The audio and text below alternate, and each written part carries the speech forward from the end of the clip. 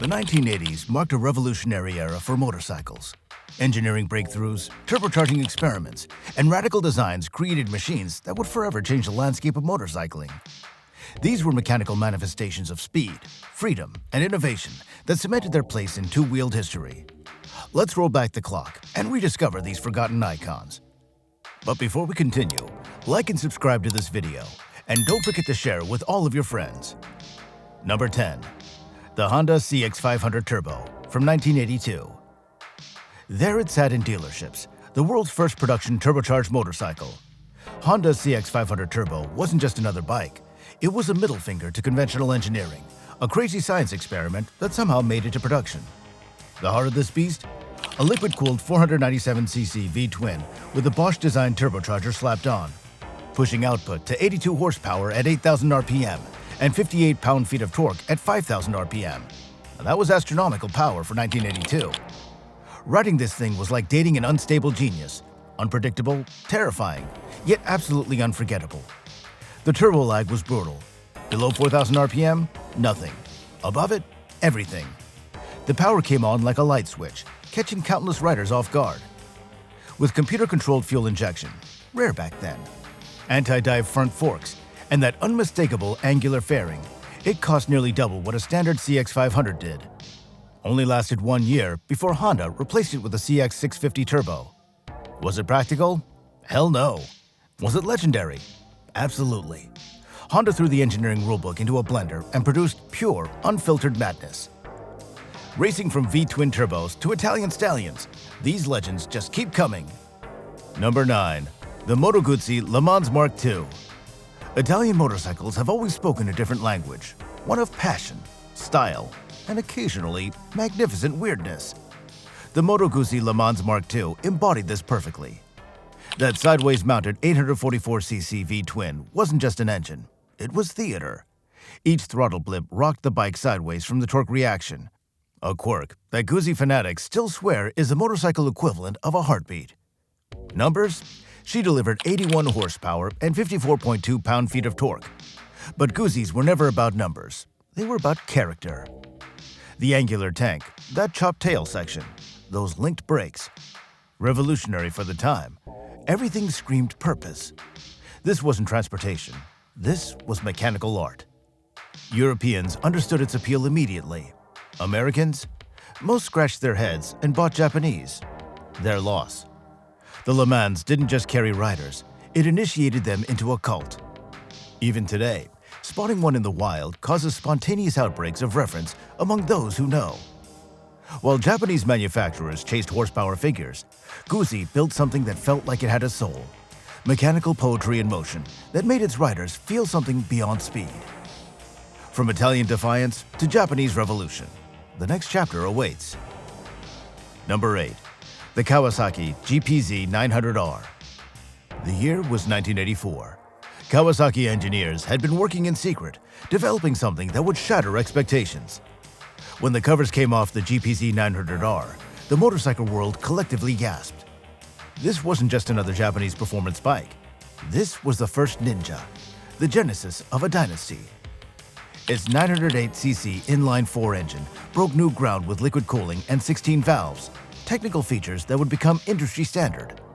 With 115 horsepower screaming at 9,500 RPM and 63.7 pound-feet of torque, it wasn't just quick, it was boundary-breaking fast. Top speed, 151 miles per hour in 1984. What made the Ninja truly revolutionary was its packaging.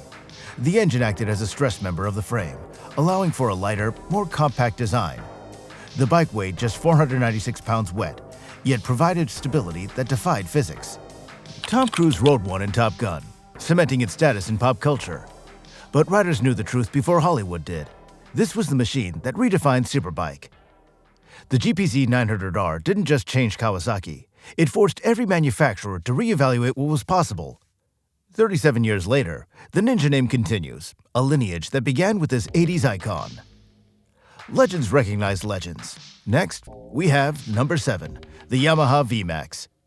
Some motorcycles whisper. The Yamaha V-Max screamed bloody murder. Unveiled in 1985, the V-Max wasn't built to be pretty or practical. It was built for one unholy purpose: straight-line acceleration that would make your soul leave your body. At its core, pumped an 1198cc V4 engine fed by Yamaha's V-Boost system, a mechanical contraption that linked carburetors at 6,000 RPM, essentially creating a nitrous-like power surge. The results were terrifying: 145 horsepower and 87 pound-feet of torque delivered with the subtlety of a sledgehammer. Quarter mile, 10.5 seconds. In the mid-80s, that was alien technology. The massive square headlight, those bulging intake scoops in the tank, the humongous rear tire, everything about it exuded menace. This wasn't transportation. This was Yamaha's middle finger to sensibility. Handling? Terrible. Comfort? Minimal. Fuel economy? Laughable. None of that mattered because the first time you cracked the throttle wide open, all rational thought evaporated into pure adrenaline. The V-Max created its own category, the muscle bike, and remained virtually unchanged for over 2 decades because perfection needs no updates. So which legendary motorcycle do you think reigns supreme? Comment your thoughts below, and don't forget to share this with a fellow enthusiast. Next on our list, number 6, Honda's VFR750R RC30. Some motorcycles achieve legendary status through sales or through cultural impact. The RC30 did it by being outrageously expensive, painfully exclusive, and brutally effective on racetracks. Released in 1987, the VFR 750R RC30 wasn't built for the masses. It was Honda's homologation special, the minimum number produced to qualify for World Superbike racing. Only 3,000 were made worldwide, each hand-assembled by Honda's elite technicians. The 748cc V4 engine wasn't just another motor. It was mechanical art, featuring gear-driven cams, titanium connecting rods, and a 360-degree Big Bang firing order that delivered 76 pound-feet of torque and traction that seemed supernatural. The single-sided swing arm wasn't just for show. It facilitated faster tire changes during endurance races. On track, it dominated. In the hands of Fred Merkel, it won the first 2 World Superbike championships. Each RC30 cost roughly double what other superbikes did. Did that matter? Not to those who understood what they were looking at. This wasn't mass production. This was Honda showing what was possible when cost was no object. Now, greatness comes in many forms. Now it comes in number 5, Yamaha's FZR600 Genesis. While other bikes on this list scream "look at me," the FZR600 Genesis quietly changed motorcycling by democratizing performance. Debuting in 1987, the FZR600 brought technologies previously reserved for flagship models down to a price mere mortals could afford. Its Delta Box aluminum frame wasn't just lightweight. It was a revelation in mass centralization and rigidity when most competitors still use steel. The 599cc inline-4 wasn't the most powerful, pushing only 91 horsepower and 45.7 pound-feet of torque, but it loved to rev and handled its power with beautiful predictability. The X-Up valve system in the exhaust boosted mid-range power, technology straight from Yamaha's GP efforts. What made the FZR600 legendary wasn't a single standout feature. It was how the entire package worked together. Suddenly, average riders could experience handling that had previously been reserved for those with professional-level budgets and skills. Now, Yamaha sold these by the boatload, introducing a generation of riders to proper sport bike performance without the financial or physical penalties of larger machines. Its influence lives on in today's middleweight sport bikes, proving that revolution doesn't always roar. Moving on, we have number 4, the 1985 Suzuki GSX-R750. April 1985, Suzuki uncrated something that would forever change sport motorcycling. The first GSX-R750 wasn't just another Japanese sport bike. It was a paradigm shift on wheels. Before the Gixxer, sport bikes were essentially standard motorcycles with clip-ons and rear sets. The GSX-R changed that formula completely. This was a racing motorcycle with lights, the first true replica racer for the street. The specs tell the story: 106 horsepower, 54.2 pound-feet of torque, and most importantly, a weight of just 388 pounds dry. That was 77 pounds lighter than Honda's direct competitor. The flat-side carburetors, aluminum frame, and oil-cooled engine, which Suzuki dubbed SAX, or Suzuki Advanced Cooling System, created a package that nothing else could touch. The full race fairing wasn't just for looks, it was functional. The twin headlights weren't just for seeing, they were the face of a new era. Even the blue and white paint scheme became iconic. Why is it legendary? Because every modern sport bike, Every single one follows the template the original GSX-R established. It's motorcycling's equivalent of the Rosetta Stone, the text that unlocked a new language of performance. From Suzuki's revolution to the bike that sliced through convention. Number 3. The Suzuki Katana, the GSX-1100S. Has there ever been a more visually shocking motorcycle than the original Katana? When it appeared in 1981, it looked like it had teleported from 20 years in the future. The backstory only adds to the legend.